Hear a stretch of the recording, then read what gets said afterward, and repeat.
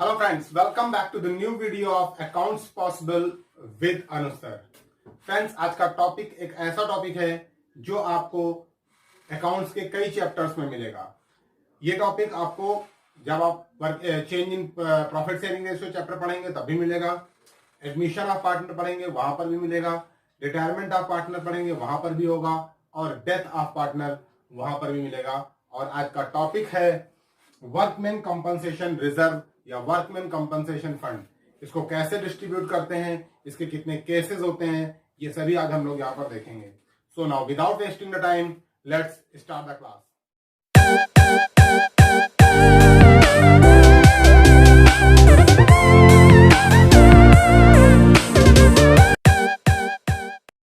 जब भी फर्म में रिकॉन्स्टिट्यूशन होगा, रिकॉन्स्टिट्यूशन का मतलब है जैसे ही एक पुरानी फर्म बंद होगी और एक नई फर्म स्टार्ट होगी। और ऐसा तब होता है जब एग्जिस्टिंग पार्टनर अपने रेशियोज को चेंज कर रहे हो या कोई नया पार्टनर आ रहा हो। जब भी कोई नया पार्टनर आता है तो पुरानी फर्म अपने आप बंद हो जाती है और एक नई फर्म स्टार्ट हो जाती है, या कोई पार्टनर रिटायर हो रहा हो या फिर किसी पार्टनर की डेथ हो रही हो। यानी इन सभी केसेस में, यानी फर्म के रिकॉन्स्टिट्यूशन में हम लोग वर्कमैन कंपनसेशन रिजर्व को डिस्ट्रीब्यूट कर लेते हैं। अब हमें यहाँ पर देखना है कि फर्म के रिकॉन्स्टिट्यूशन होते समय वर्कमैन कंपनसेशन रिजर्व को कैसे डिस्ट्रीब्यूट किया जाता है। वर्कमैन कंपनसेशन रिजर्व को डिस्ट्रीब्यूट करने से पहले, यानी उसके अकाउंटिंग ट्रीटमेंट को समझने से पहले यह समझना होगा कि वर्कमैन कंपनसेशन फंड बनाया क्यों जाता है। वर्कमैन कंपनसेशन फंड हम लोग इसलिए बनाते हैं कि अगर फ्यूचर में या कभी भी किसी तरीके की वर्कमैन से रिलेटेड कोई कंपनसेशन क्लेम आ जाए तो हम उस क्लेम को इससे मैच करा सकें। जैसे मान लीजिए अगर कोई वर्कर काम करते करते चोट खा जाए या उसकी डेथ हो जाए और उस केस पर अगर हमें उसे क्लेम देना पड़ेगा तो उस क्लेम को हम इस वर्कमैन कंपनसेशन फंड से दे सकते हैं। ऑल ऑफ सडन में होने वाली कंटीजेंसीज के लिए या कैजुअलिटीज के लिए ये कंपनसेशन फंड बनाया जाता है। अब बात ये आती है कि इसको डिस्ट्रीब्यूट कैसे करेंगे। तो जब इसके डिस्ट्रीब्यूशन की बात आती है तो आपके सामने ऑटोमेटिक दो केस अराइज हो जाते हैं। पहला केस होता है when there is no claim against workman compensation claim, यानी कि पहला केस वो है जब आपके पास वर्कमैन कंपनसेशन क्लेम तो है, वर्कमैन कंपनसेशन फंड तो है, लेकिन आपके सामने किसी भी तरीके का कोई वर्कमैन कंपनसेशन क्लेम नहीं आया है। यानी आपके पास जितना पैसा रिजर्व में पड़ा है वो पूरे का पूरा आपका ही है, कोई भी क्लेम अराइज नहीं हुआ है। और जब क्लेम अराइज नहीं होगा तो उस फंड से हमें किसी को भी कुछ देना नहीं है। ओल्ड पार्टनर्स इसे आसानी से डिस्ट्रीब्यूट कर लेंगे। इसी में दूसरा केस आता है when there is claim against workman compensation fund, यानी आपके पास वर्कमैन कंपनसेशन फंड भी है लेकिन आपके सामने कोई क्लेम भी अराइज हो गया है। किसी वर्कर का किसी वर्कर को कोई कंपनसेट करने के लिए कोई क्लेम अराइज हो गया है। अब अगर आपके सामने क्लेम अराइज होता है तो आपको उस क्लेम को इस रिजर्व से कंपनसेट करना पड़ेगा और बचे हुए अमाउंट को, अगर कोई अमाउंट बचती है तो वो ओल्ड पार्टनर्स आपस में डिस्ट्रीब्यूट करेंगे। तो इस जगह पर दूसरे केस में तीन सब केसेस बन जाते हैं। पहला सब केस बनता है if the workman compensation claim amount is less then workman compensation reserve, यानी कि आपके पास जितना रिजर्व है क्लेम अमाउंट उससे कम आई है। फॉर एग्जांपल मान लेते हैं कि आपके पास क्लेम 40,000 का आया है और आपने फंड जो है वो 60,000 रुपए का बना रखा है, तो कोई बात नहीं, 60,000 के फंड से आप 40,000 का क्लेम निपटा सकते हैं आसानी से, क्योंकि आपके पास फंड ज्यादा है। इसी में दूसरा केस आता है when claim amount is equal to workman compensation reserve या वर्कमैन कंपनसेशन फंड। यहां पर आपके सामने क्लेम उतना ही आ रहा है जितना आपका फंड है। मान लेते हैं आपकी बैलेंस शीट में वर्कमैन कंपनसेशन रिजर्व 60,000 के पड़े हुए हैं और आपके सामने 60,000 का ये क्लेम भी आ गया है, तो 60,000 के फंड से 60,000 के क्लेम को हम पूरा मेट करा देंगे और हमारे पास कुछ भी नहीं बचेगा। इसी में तीसरा केस आता है when claim amount is more then workman compensation reserve. ये एक क्रिटिकल केस हो जाता है।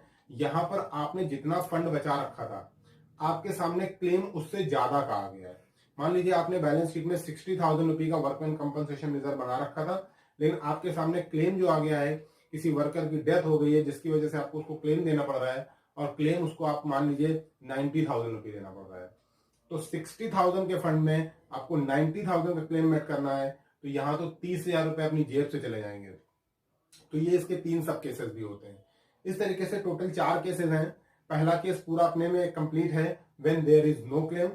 दूसरा है व्हेन देयर इज क्लेम, और देयर इज क्लेम में 3 सब सिचुएशंस हैं। If claim amount is less than reserve, if claim amount is equal to reserve, और claim amount is more than reserve. अब इसे अकाउंटिंग ट्रीटमेंट को 1 बाय 1 करके देखते हैं। वर्कमैन कंपनसेशन रिजर्व या वर्कमैन कंपनसेशन फंड, इसके अकाउंटिंग ट्रीटमेंट में आते हैं, और इसके अकाउंटिंग ट्रीटमेंट में पहले केस में आते हैं if there is no claim against workman compensation reserve. यानी आपकी पिछली बैलेंस शीट में वर्कमैन कंपनसेशन रिजर्व आपने बना रखा है और उसको डिस्ट्रीब्यूट करते समय तक आपके सामने कोई भी क्लेम अराइज नहीं हुआ है। अगर कोई क्लेम अराइज नहीं हुआ है तो आपकी पुरानी वाली बैलेंस शीट में जितना भी वर्कमैन कंपनसेशन रिजर्व पड़ा होगा, यानी कि वर्कमैन कंपनसेशन फंड जितना भी होगा, उसे ओल्ड पार्टनर्स अपने ओल्ड रेशियो में डिस्ट्रीब्यूट कर लेंगे। ध्यान से समझिएगा, वर्कमैन कंपनसेशन रिजर्व एक लायबिलिटी होती है और इसके बैलेंसेस हमेशा क्रेडिट होते हैं। तो जब भी हम इसको डिस्ट्रीब्यूट करेंगे तो जर्नल एंट्री बनेगी workman compensation reserve account debit to old partners. अब ओल्ड पार्टनर्स अगर हम मान ले थोड़ी देर के लिए कि ए और बी हैं, तो to S capital or current account, to B's capital or current account, और वर्कमैन कंपनसेशन रिजर्व के टोटल अमाउंट को ओल्ड पार्टनर्स अपने ओल्ड रेशियो में डिस्ट्रीब्यूट कर लेते हैं। ये पहला केस है जब कोई भी क्लेम आपके सामने अराइज ना हो रहा हो, यानी क्वेश्चन में क्लेम से रिलेटेड कोई भी इंफॉर्मेशन आपको ना दी हो, तो ओल्ड पार्टनर्स ओल्ड रेशियो में वर्कमैन कंपनसेशन रिजर्व या वर्कमैन कंपनसेशन फंड को आपस में डिस्ट्रीब्यूट कर लेते हैं। अब आते हैं इसके दूसरे केस में, रिजर्व या वर्कमैन कंपनसेशन फंड को डिस्ट्रीब्यूट करने के दूसरे केस में। अब हम आते हैं, दूसरा केस ये होता है कि जब कोई क्लेम भी अराइज हुआ हो, if there is claim against workman compensation reserve, ये है आपका दूसरा केस। और इस दूसरे केस में इसके 3 सब केसेस बन जाते हैं। तो पहले सब केस में आते हैं, और पहला सब केस जो है वो ये है, if claim amount is less then workman compensation reserve, यानी कि claim amount workman compensation reserve से कम है। अगर इसको एग्जांपल के लिए समझें तो कुछ इस तरीके से है कि आपकी बैलेंस शीट में जो रिजर्व है वो 60,000 रुपए का है और आपका जो क्लेम आया है वो 50,000 रुपए का ही आया है। तो बड़ा आसान है इसको समझना। 60,000 के फंड से, यानी 60,000 के रिजर्व से हम 50,000 रुपए क्लेम में ट्रांसफर कर देंगे, और बचा हुआ 10,000 रुपए इसको ओल्ड पार्टनर्स अपने ओल्ड रेशियो में डिस्ट्रीब्यूट कर लेंगे। यानी 60,000 के अब यहाँ पर 2 हिस्से हो जाएंगे। पहला हिस्सा 50,000 जो क्लेम में ट्रांसफर हो जाएगा, और दूसरा हिस्सा 10,000 जिसे ओल्ड पार्टनर्स अपने ओल्ड रेशियो में डिस्ट्रीब्यूट कर लेंगे। और यहाँ पर आपको 2 जर्नल एंट्री पास करनी पड़ेंगी। पहली जर्नल एंट्री होगी workman compensation reserve account debit to provision for workman compensation claim, और इसमें सिर्फ क्लेम अमाउंट लिखा जाएगा। क्लेम अमाउंट जैसे यहाँ पर मान लीजिए 50,000 है तो 50,000 लिखेंगे, और बचे हुए 10,000 रुपए को ओल्ड पार्टनर्स डिस्ट्रीब्यूट करेंगे। तो दूसरी एंट्री बनेगी workman compensation reserve account debit to old partners capital or current account. और मान लेते हैं अगर ए और बी ओल्ड पार्टनर हैं तो जनरल एंट्री बन जाएगी workman compensation reserve account debit to S capital, to B's capital, या टू एस करंट अकाउंट या बीस करंट अकाउंट। 10,000 रुपए ये अपने ओल्ड रेशियो में डिस्ट्रीब्यूट कर लेंगे। ये दूसरे केस का पहला हिस्सा है जब क्लेम अमाउंट फंड के अमाउंट से कम है। अब आते हैं इसके दूसरे केस में जब क्लेम अमाउंट फंड के अमाउंट के इक्वल। इसके दूसरे सब केस में आते हैं, और दूसरा सब केस होता है जब आपका क्लेम अमाउंट आपके फंड के अमाउंट के इक्वल हो, यानी if there is claim and the claim amount is just equal to amount of reserve. Workman compensation reserve आपकी बैलेंस शीट में जितने रुपए का भी पड़ा है उतने रुपए के बराबर का ही क्लेम अराइज हो गया है। अगर उतने रुपए के बराबर का ही क्लेम अराइज हो जाता है तो हम पूरे का पूरा फंड क्लेम को सेटल करने में इन्वेस्ट कर देंगे, यानी खत्म कर देंगे, और ओल्ड पार्टनर्स को ओल्ड रेशियो में बांटने के लिए कुछ भी नहीं बचेगा। और उस केस में जो जर्नल एंट्री होगी वो कुछ इस तरीके से होगी पहली एंट्री होगी workman compensation reserve account debit to provision for workman compensation claim, और क्लेम अमाउंट पूरा पूरा वहां आ जाएगा। अब हम यहां पर ये देखते हैं कि हमारे पास रिजर्व, सपोज करिए रिजर्व हमारे पास 60,000 के थे और क्लेम भी 60,000 का आ गया है। तो इस सिचुएशन में हमारे पास बैलेंस कुछ भी नहीं बच रहा है पार्टनर्स को डिस्ट्रीब्यूट करने के लिए। तो पार्टनर्स को डिस्ट्रीब्यूट करने वाली जो दूसरी एंट्री थी वो अब यहां पर नहीं होगी, सिर्फ एक ही एंट्री होगी, और वो एंट्री है workman compensation reserve account debit to provision for workman compensation claim. Workman compensation reserve के डिस्ट्रीब्यूशन के दूसरे केस के तीसरे सब केस में आते हैं, और तीसरा सब केस होता है जब क्लेम अमाउंट रिजर्व के अमाउंट से ज्यादा हो, यानी if there is claim and claim amount is more than available reserves. For example suppose करिए कि आपकी बैलेंस शीट में 90,000 रुपए के रिजर्व्स पड़े हुए हैं, लेकिन क्लेम आपके सामने 1,20,000 रुपए का आ गया है।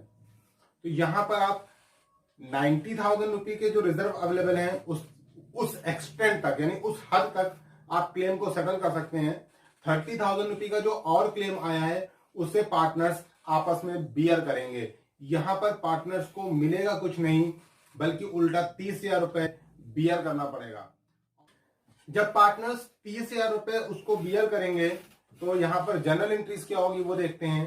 तो पहली जनरल एंट्री बनेगी workman compensation reserve account debit to provision for workman compensation claim, और यहां पर रिजर्व के अमाउंट से एंट्री होगी। यानी अगर मान लीजिए 90,000 रुपए का आपने रिजर्व बना रखा है, तो 90,000 रुपए के क्लेम को आपने सेट कर दिया यहां पर रिजर्व से, अब बचा 30,000। फ्रेंड्स, इससे पहले वाली वीडियो में हम लोगों ने रिजर्व और एक्युमुलेटेड प्रॉफिट्स और लॉसेस के डिस्ट्रीब्यूशन को देखा था, जिसका लिंक आपको यहां पर दिखाया जा रहा है। अगर अभी आपने वो वीडियो ना देखा हो तो पहले वो वीडियो देख लें।